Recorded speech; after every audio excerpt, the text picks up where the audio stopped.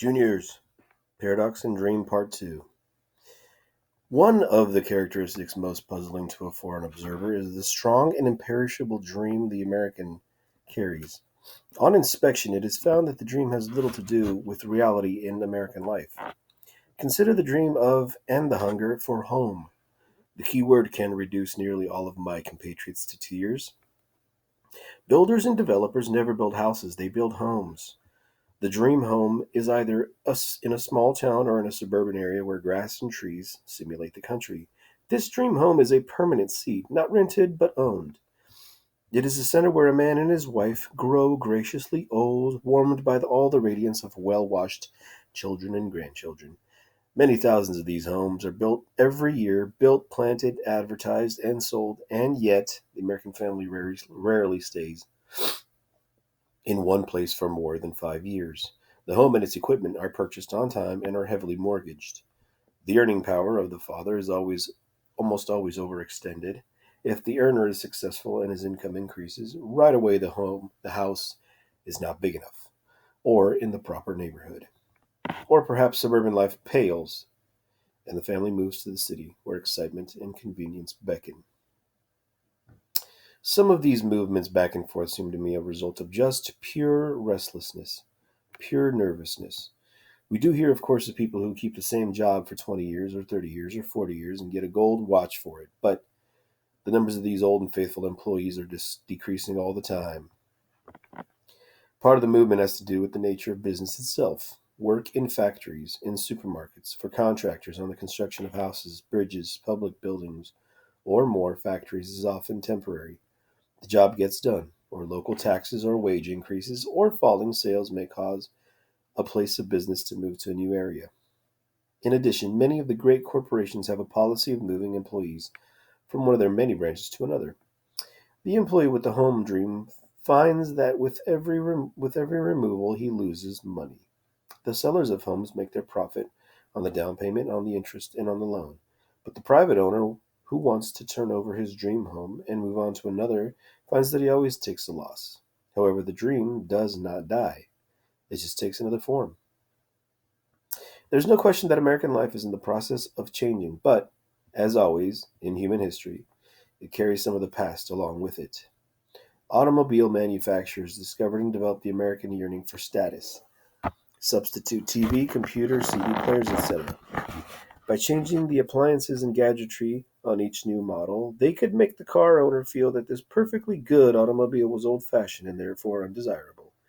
His children were afraid to be seen in it, and since a family's image of success in the world or status is to a certain extent dependent on the kind of car the man drives, he was forced to buy a new one, whether he needed it or not. The pattern has not changed, and none of this is in any way affected the American dream of home, which remains part Grandma Moses and part split level ranch house in an area where to keep a cow or a pen of chickens is to break the law. Of course, the dream home can be acted out almost anywhere. Every summer morning, about 9 o'clock on 3rd Street in New York, a stout and benign looking lady came down the stairs from the flat to the pavement carrying the great outdoors in her arms.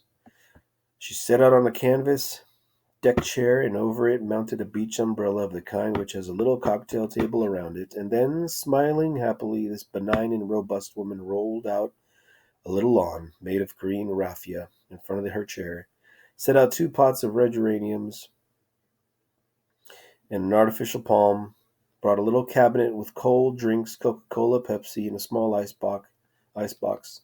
She laid her folded copy of the Daily News on the table, arranged her equipment, and sank back into the chair. She was in the country. She nodded and smiled to everyone who went by. And somehow she conveyed her dream to everyone who saw her, and everyone who saw her was delighted with her.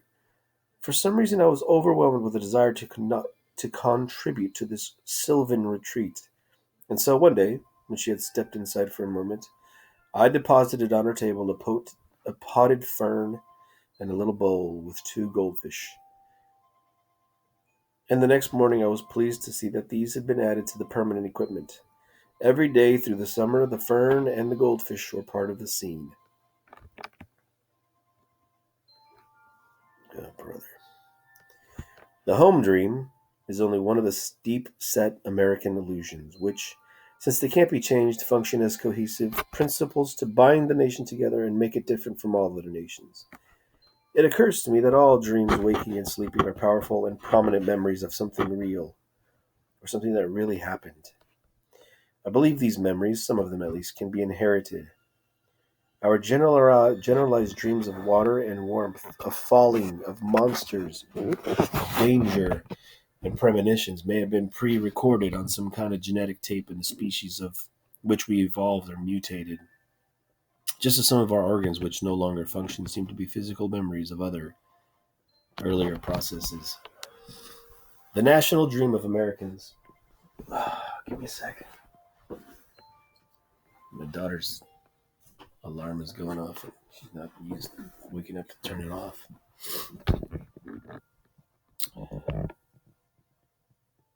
The national dream of Americans is a whole pattern of thinking and feeling, and may well be a historic memory surprisingly little distorted. Furthermore, the participators in the dream need not be descended physically from the people to whom the reality happened. This pattern of thought and conduct, which is the national character, is absorbed even by the children of immigrants born in America. But it never comes to the immigrants themselves, no matter how they may wish it. Birth on American soil seems to be required. Birth. I have spoken of the dream of home that persists in a time when home is neither required nor wanted. Until very recently, home was a real word, and in the English tongue it is a magic word. At first, the word home meant safety, then gradually comfort. In the immediate American pastime, the home meant just two things. The log houses, even the sod houses, were havens of safety, of defense, warmth, food, and comfort. Outside were hostile Indians and dangerous animals, crippling cold and starvation. Many houses, including the one where President Johnson was born, built only a few generations back, have thick walls and gun slits for defense, a great hearth for cooking and for heat, a cellar under the door, and an attic for the storage of food, and sometimes even an interior well in case of siege. A home was a place where women and children could be reasonably safe, a place to which a man could return with joy and slough off his weariness and his fears. The symbol of safety and comfort is so recent in our history that it is no wonder to all of us it remains dear and desirable.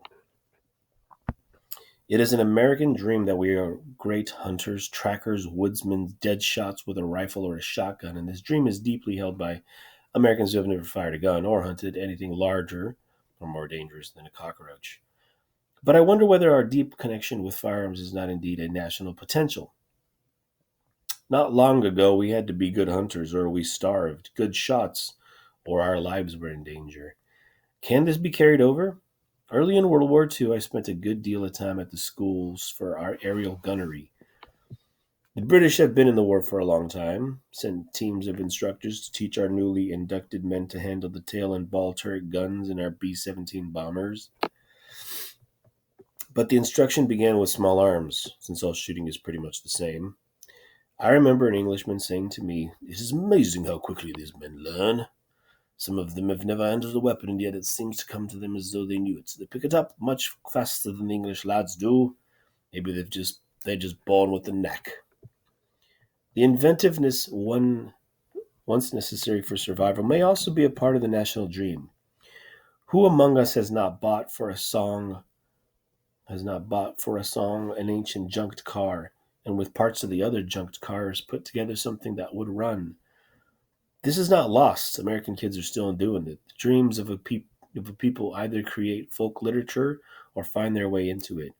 And folk literature, again, is always based on something that happened. The most persistent folk tales, constantly retold in books, movies, and television shows, always concerns gunslinging sheriffs and Indian fighters. What could you substitute for cowboys today? These folk figures existed perhaps not quite as they are recalled, nor in the numbers indicated, but they do exist.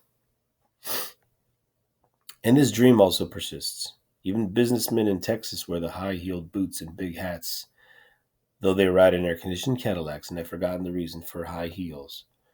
All our children play cowboy and Indian. The brave and honest sheriff who with courage and a 6-gun brings law and order to civic virtue to a Western community is perhaps our most familiar hero, no doubt descended from the brave mailed knight of chivalry who battled and overcame evil with lance and sword. Even the recognition signals are the same: white hat, white armor, black hat, black shield. And in these moral tales, so deepest in us, virtue does not arise out of reason or orderly process of law. It is imposed and maintained by violence. All right, paragraph 16, and we'll finish it tomorrow.